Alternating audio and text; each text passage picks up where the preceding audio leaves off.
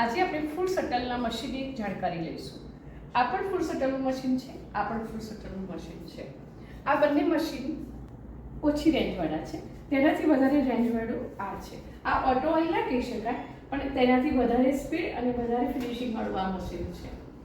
અને તેનાથી વધારે ફિનિશિંગવાળું આ જેકનું મશીન છે. તે ઓટો ઓઇલ પણ છે અને સ્પીડ કંટ્રોલ કરી શકાય છે. આ ત્રણેય મશીનની અંદર એક સરખું જ બોબિન કેસ વપરાય, સોય પણ એક સરખી વપરાય અને સાઈડના લેગ જે હોય છે અને અલગ અલગ ફૂટ પર તમે આરામથી ત્રણેયમાં વાપરી શકો છો. રોજ રોજ ઓઇલ પૂરવાનું નથી હોતું.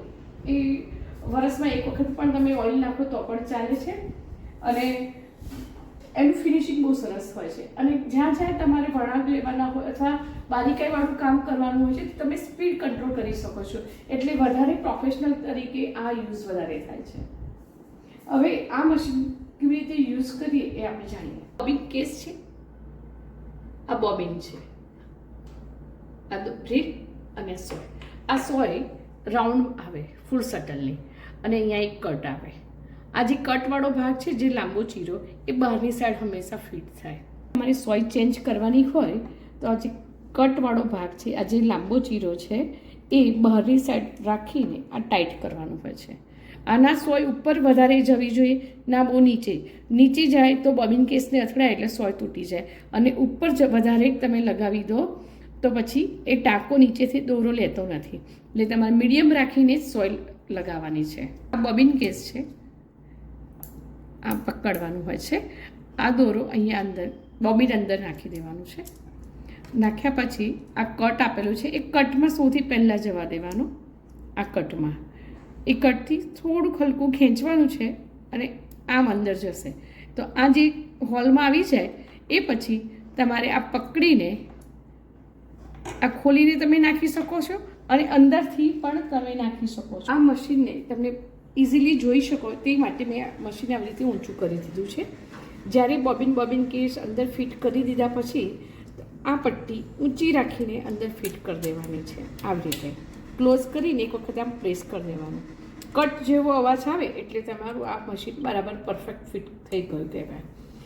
આ રીતે ઓઇલ અંદર હોય. કટ ઓઇલમાં આ રીતે 1 લીટર ઓઇલ અંદર ભરેલું હોય. દરેક વખતે તમારે આવી રીતે ખોલીને કરવાનું નથી. આ તમને સમજાવવા માટે આવી રીતે ફિટ કર્યું છે. કિનારીનું જે છે એ કિનારી અહીંયા સેટ થાય ને ત્યારે જ કટ અવાજ આવશે. હવે આ મશીન કેવી રીતે ચલાવવું એ તમને બતાવો.